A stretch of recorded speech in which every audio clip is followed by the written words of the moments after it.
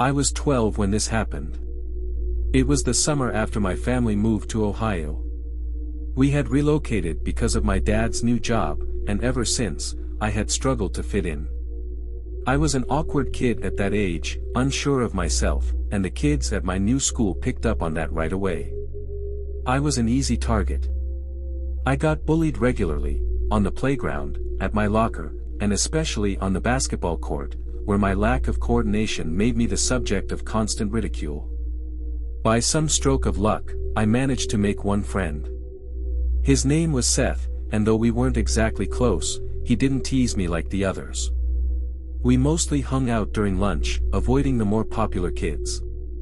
I didn't have much to lose, so when Seth invited me to a sleepover at Zach's house, I decided to go. Zach, one of the more popular kids and one of my regular bullies, had apparently turned over a new leaf. Seth was convinced Zach wanted to be friends now. I was skeptical. Zach was the last person I expected to extend any kind of olive branch. I assumed it was a setup, that maybe he and his friends were planning some elaborate prank to humiliate me. But Seth kept insisting, saying Zach wasn't like that anymore, that he'd changed. He even promised to walk me home in the middle of the night if things got bad. I don't know why, but I trusted him. We left around 8 p.m., the late summer sun casting long shadows as we walked to Zach's house. When we arrived, I was surprised at how big it was. Zach's family lived in an old, sprawling bungalow, the kind of house that had history. It was surrounded by a huge yard, with tall trees lining the perimeter and a couple of small parks on either side. There was this old, rusted swing set that looked like it hadn't been used in years, swaying slightly in the breeze. It gave me the creeps. Zach greeted us at the door with a smile, which immediately put me on edge. He wasn't supposed to be nice. This was the same kid who used to call me names and shove me in the hallway. But there he was, welcoming us like we were old friends. His older sister was in the living room, preparing for a party she was hosting later that night. She warned Zach not to cause trouble and to stay out of the way of her guests. Then we headed to his room, which was at the other end of the house, past the kitchen and two other rooms. I expected Zach's room to be filled with sports gear or posters of athletes, something that matched his school image. But when I walked in, I was shocked. His room was full of comic books, action figures, and video games. It was the kind of room I would have loved to have myself. For the first time, I saw Zach in a different light, like maybe we weren't so different after all. As the night wore on, I started to relax. We played video games, laughed at stupid jokes, and for the first time in months, I didn't feel like the odd one out. By the time it got close to midnight, I was actually having fun. Then I got thirsty. I excused myself to get a drink from the kitchen. Zach gave me a weird look as I left the room and told me not to go near the guest room or outside.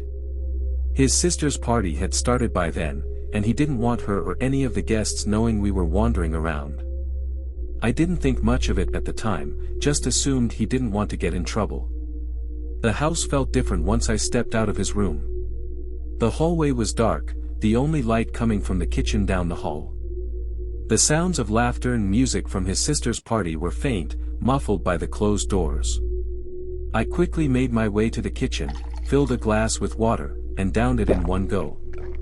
As I was setting the glass down, I heard a noise, a loud thud from somewhere nearby. It was so out of place in the otherwise quiet house that it made my heart skip a beat. I stood there for a moment, listening, but the sound didn't repeat. The silence that followed felt thick, heavy, like the air itself was waiting for something to happen. I quickly left the kitchen, my earlier sense of calm completely gone. The hallway seemed longer than before, the shadows deeper. As I walked back toward Zach's room, I heard something else, a low murmur, like someone whispering. The voice was too quiet for me to make out any words, but the tone was angry, hostile. I stopped dead in my tracks, every instinct in my body telling me to turn around and run. But curiosity got the better of me. I took a step closer to the guest room. The door was slightly ajar, and through the crack, I could see the dim outline of a safe tucked into the wall. That's when I saw them. 3 figures, all dressed in black hoodies and wearing masks, were crouched around the safe. One of them was fiddling with the lock while the other 2 kept watch. My heart was pounding so hard I thought they'd hear it. I couldn't believe what I was seeing. They weren't just messing around, they were trying to break into the safe. Before I could react, one of the intruders looked up. Our eyes met, and for a split second, I saw the same fear in his eyes that I felt in mine. He knew I had seen them. I ran. I sprinted back to Zach's room, my legs shaking so badly I thought I'd collapse. When I burst through the door, Zach and Seth looked at me like I'd lost my mind. I was covered in sweat, panting, unable to catch my breath. I wanted to tell them what I'd seen, to warn them that there were people in the house, but something stopped me. Maybe it was the anger I still held toward Zach for all the times he'd bullied me. Maybe it was the realization that this wasn't my problem. Either way, I lied. I told them I thought Zach's sister was coming to the kitchen, and I didn't want to get caught wandering around. They laughed it off, and we went back to playing video games. But I couldn't shake the feeling that something terrible was about to happen. The rest of the night passed without incident, but Zach was absent from school the entire following week. When he finally returned, Seth told me that there had been a robbery at Zach's house. His parents had kept it quiet, not wanting to make a big deal out of it, but apparently, the thieves had stolen property papers worth millions. The police didn't have any leads, and Zach's family was furious. As for how Seth and Zach knew each other, they were childhood friends. Only later that year had Zach made friends with the group of bullies, but after a fight, he decided to reconnect with Seth. I never told anyone what I saw that night. Zach and I eventually became friends, but the guilt has never left me. Every time I think back to that night, I wonder what might have happened if I had spoken up. Maybe the police would have caught the thieves. Maybe Zach's family wouldn't have lost so much. I'll never know. And that's the part that haunts me the most. I've told this story probably over 100 times, and despite it being the most terrifying thing that's ever happened to me, I've come to appreciate that it makes for a great story. I should start by saying that I always hated going camping. My parents sent me to summer camp every year in Colorado, which involved at least one camping trip into the woods. Despite the brevity of these trips, I always resented them: the heavy bag, the lack of toilets, the spiders that always found their way into my tent. When I turned 16 and became a camp counselor in training, however, my distaste for the whole experience briefly changed. At that age, we were only a few years older than the oldest campers, but we were given considerable leeway in what we were allowed to do. Most nights, we would have to stay in the cabin with our campers, but it was rumored that the camping trip was a time when the counselors in training would get drunk, smoke weed, and hook up with each other after everyone else went to sleep. What I didn't know, however, was that the events of that camping trip would dissuade me from ever going camping in the woods again. The trip began like any other. Altogether, there were around 30 people, 4 counselors in training, 4 counselors, and around 20 boys and girls between the ages of 13 and 14. Walking in a single file line up and down the various trails, you could hardly hear any sounds of nature over the conversations and laughter of the campers. Several hours went by, and we made our way through a dense, marshy area and up a steep incline populated with evergreens and aspens. I wasn't the most athletic kid, so it was around this point that I found myself at the back of the line with one of the other counselors in training, Jordan, as well as 2 campers who were also struggling to keep up. The 4 of us started chatting, and in our distracted state, we began to fall more and more behind the rest of the campers until the last of them faded out of view around a bend about 50 feet up the trail. Unconcerned, we kept walking at the same slow pace, but after 30 minutes or so, the trail started to level off, and I began to feel increasingly anxious. Not only had the rest of the group disappeared ahead of us, but we had entered a stretch of completely dead evergreens, half of which looked scorched by a wildfire, while the other half appeared to have been killed by disease. The eeriness of the landscape was punctuated by a small, derelict cabin sitting in the middle of the scorched forest, seemingly untouched by the fire that must have spread through the area. We were so enraptured by the scene that one of the campers screamed when a twig snapped behind us. Jordan and I started laughing a bit, but we quickly stopped when we turned to look at where the sound had come from. Not 20 feet behind us was a haggard-looking man with a messy nest of black hair and a long black beard, slowly making his way up the trail with his eyes locked on us. He didn't appear to have any hiking supplies on him, and we had no idea how long he had been walking behind us.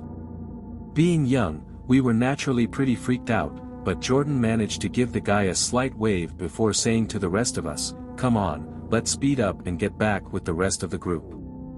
As we turned to continue our way up the path, the man mumbled a question that was hard to hear, and I was shocked when Jordan turned around to ask the man to repeat himself. The man muttered again, slightly louder, "Going camping?" Jordan answered that, yes, we were going camping. To which the man smiled slightly before stating in a creepy and ominous voice, "Better be careful." We nodded and gave a half-hearted, "Thank you," before continuing on to try to find the rest of the group, this time at a much faster pace. Although the man had been walking up the same trail as us when we saw him, he didn't continue but instead just stood there in the middle of the trail, watching us as we made our way up the winding path and disappeared from his view. Finally, we managed to catch up to the rest of the group, who had been waiting for us, and we told the adult counselors about our interaction with the man. They just shrugged it off, telling us that the guy probably lived in that cabin and just wanted to know what we were doing near his property. Still, I felt unnerved by the encounter, and when we finally arrived at the campsite, I couldn't shake the feeling that the man had somehow followed us. Eventually, though, I put it out of my mind and managed to enjoy myself a bit. Everyone else had gone to bed, and Jordan and the other counselor in training from the boys' cabin had brought 2 warm Mike's Harders that they had stolen from the counselors' quarters, and I took out a joint I had stashed away for this exact occasion. To avoid getting in trouble, we decided to hike out into the woods a bit to smoke the joint, and we made our way to the edge of the river where we had washed our pots and pans earlier in the day. The spot was eerily silent, and the thought of the man from earlier kept popping into my head. Assuming that I was cold, not anxious, Jordan gave me his blue hoodie, and this prompted one of the other girls to suggest that we switch tents for the night so I could sleep in the same tent with him and she could sleep in the same tent as the other boy.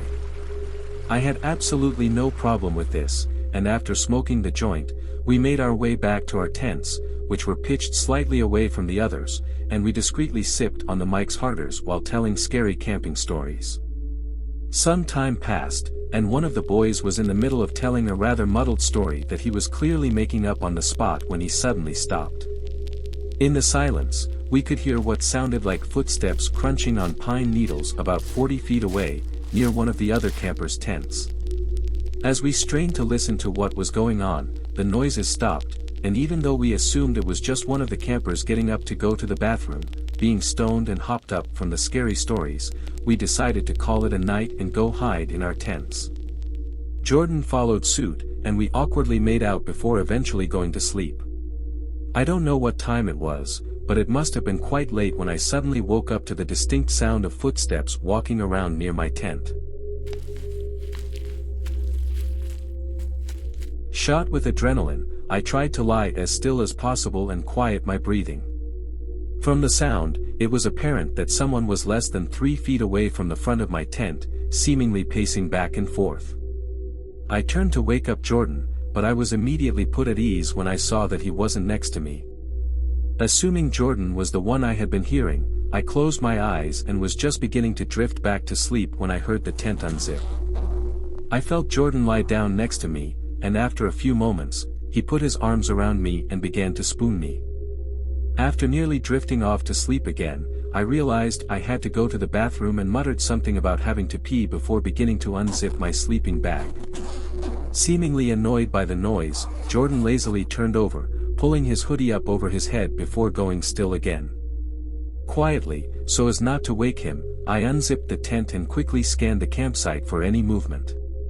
Comforting myself that Jordan had just gone to pee and was fine, I put my shoes on and began making the trek across our campsite to the designated P-zone.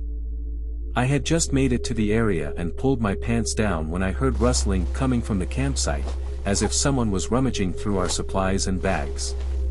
Still slightly drunk, I tried to pull my pants up, and in my haste, I lost my balance and tried to catch myself with a branch that made a loud snapping noise when I grabbed it. I tried to gather myself as quietly as I could, but when I finally managed to look up, I could see a figure making its way across our campsite in my direction. Before I could even think, I was blinded by the bright light of a flashlight shining directly into my eyes, and the light was getting bigger, so whoever it was, they were coming toward me. Frozen and panicked, the figure got 10 feet away from me before I heard Jordan's voice say, "Sorry, it's just me." I breathed a sigh of relief, but then Jordan asked me something that really confused me. "Have you seen my blue hoodie? I know you gave it back to me, but I think one of the campers might have stolen it from my bag while I was sleeping." After a brief pause, I managed to stutter out, "But you were just wearing it when you got back in the tent." What he said next made my blood run cold. "What are you talking about?" he said. "It's been missing since we got back from the river. I even went down there to see if I had left it by accident, but after I couldn't find it, I thought I'd check the boys' bags and that's when I saw you." My confusion quickly turned to sheer terror as I realized that the man who got into the tent with me just moments prior hadn't been Jordan. Sensing my fear, Jordan dropped the questions and said we should go wake the counselors to tell them that we had a stranger in our campsite. When we got back to our tent, however, the person inside was gone.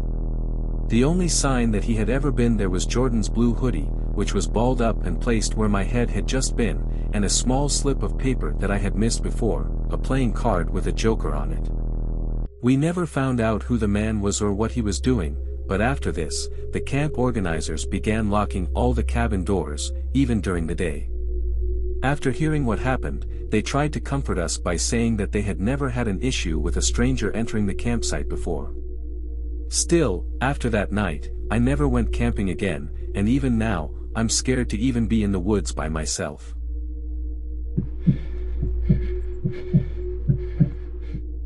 I've always loved summer. There's something about the warm breeze, the smell of fresh grass, and the long days that just makes life better. It's the best season, hands down. My friends used to joke that I was solar-powered because I'd get so much more energetic when summer rolled around. I'd soak up the sun from morning till dusk, spend nights around a campfire, and get lost in the kind of adventures that you only seem to have when the weather's good. That's why, when my best friend Jacob and I got invited to a party at Nathan's place, I didn't hesitate for a second. Nathan was one of our football teammates, and it was our first year at university, so we were pretty pumped. I was expecting one of those wild nights you see on Netflix, music blasting, drinks flowing, and maybe even a chance to hook up. I mean, isn't that what college parties are supposed to be like? Jacob and I spent the whole day hyping ourselves up. We grabbed some beers, dressed in our best party clothes, and made our way over to Nathan's house, ready to kick off what we assumed would be an unforgettable night. But when we got there, it was kind of a letdown. The house was big and fancy, sure, but the party? Not so much. There were only a handful of people there, no sign of any drinks besides the ones we brought, and the only girl in sight was Nathan's girlfriend, Sasha, who was glued to her phone. Nathan greeted us with a grin, clearly noticing our disappointment, and assured us that the real fun wouldn't start until midnight. "Trust me," he said, clapping me on the back. "It'll pick up soon. Just give it some time." With nothing better to do, Jacob and I decided to explore the house. Nathan's place was huge, one of those modern homes with glass walls and minimalist furniture. But what really caught our attention was the backyard. It was massive, almost like a park, and it bordered a reserve. The backyard was lit by a few dim garden lights, casting long shadows across the perfectly manicured lawn. I remember thinking how cool it would be to have a place like this to throw parties every weekend. As we wandered around, we spotted another guy hanging out by the edge of the backyard. He was skinny, with glasses and a kind of nervous energy about him. The kind of guy who looked like he'd get shoved into a locker in one of those high school dramas. He introduced himself as Romero. He seemed a bit awkward at first, but after a few beers, he loosened up, and we found ourselves talking about all sorts of stuff: football, classes, the best bars near campus. By the time midnight rolled around, the party was finally starting to pick up. More people had arrived, the music was blasting, and Nathan had somehow managed to find a keg. I was starting to have a good time, but the heat was getting to me. The house was packed, and it felt like the walls were closing in. I needed some fresh air. "Let's head out to the backyard for a bit," I suggested to Jacob and Romero. They were both pretty buzzed, and the idea of cooling off outside sounded good to them. The three of us made our way to the backyard, where the air was cooler, and the noise of the party was just a dull thud in the background. We sat down on the grass, passing a joint between us, when Romero suddenly got this idea. "Why don't we go into the reserve?" he said, his eyes lighting up. "We could grab some beers and snacks, find a spot, and have our own little campfire. You know, get away from all the noise." At that point, it sounded like the best idea ever. We were all pretty high, and the thought of an adventure in the woods was way more appealing than staying at the party. So, we raided the kitchen, grabbed a bunch of beers and whatever snacks we could find, stuffed everything into a plastic bag, and headed into the reserve. I don't remember much about the walk. We were too drunk to really pay attention to where we were going. The trees were just shadows, and the path seemed to wind on forever. But eventually, we stumbled into a clearing. It was like something out of a movie. There was already a spot set up for a campfire, with wood neatly stacked nearby. I figured it was a campsite or something, but in our state, none of us thought much about it. We got the fire going, cracked open some beers, and just relaxed. It was one of those perfect summer nights, with the stars out and the fire crackling. We talked about everything and nothing, just enjoying the moment. Hours passed, and we were completely hammered when we heard something that froze us in place, a loud argument coming from somewhere nearby. At first, it was just a man's voice, shouting angrily. Then a woman's voice joined in, just as loud, if not louder. The argument got more heated, and we just sat there, listening, not really sure what to do. We were too drunk to care, to be honest, but then something happened that snapped us out of our haze: a scream. A woman's scream, high-pitched and full of terror. It cut through the night like a knife.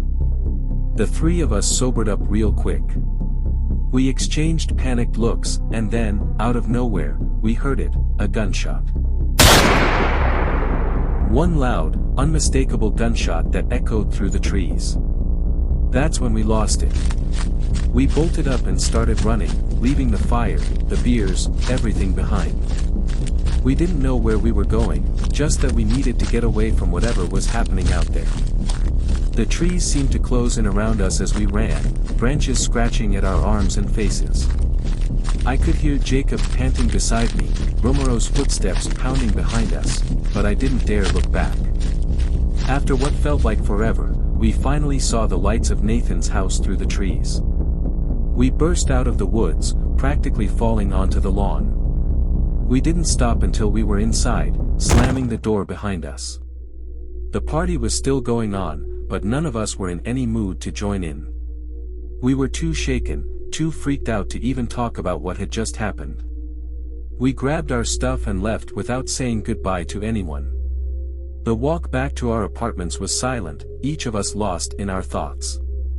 I couldn't get that scream out of my head, couldn't stop wondering what had happened after we ran. But I didn't want to know. None of us did. The next day, we didn't talk about it. Not a word. It was like an unspoken agreement, we pretend it never happened. But the tension was there, hanging over us like a storm cloud. At lunch, Nathan came over with Sasha, and before we knew it, he was in Romero's face, accusing him of something. I don't remember exactly what he said, but it was enough to piss Jacob off. He stepped in, demanding to know what was going on, and that's when Nathan pulled out his phone. He showed us a picture that Sasha had taken the night before. Her phone's camera wasn't working right, but it had managed to capture something, someone, standing in the woods. A shadowy figure, barely visible, but there was no mistaking it.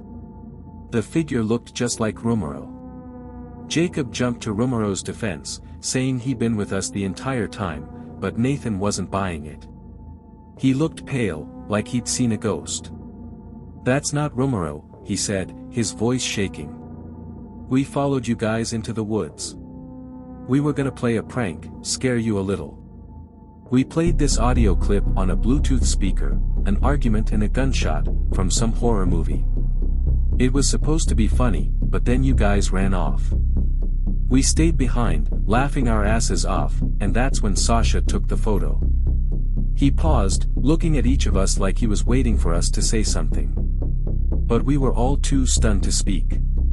"After you left," Nathan continued, "we were just sitting there, trying to figure out what to do next, when someone threw a bear trap onto the fire.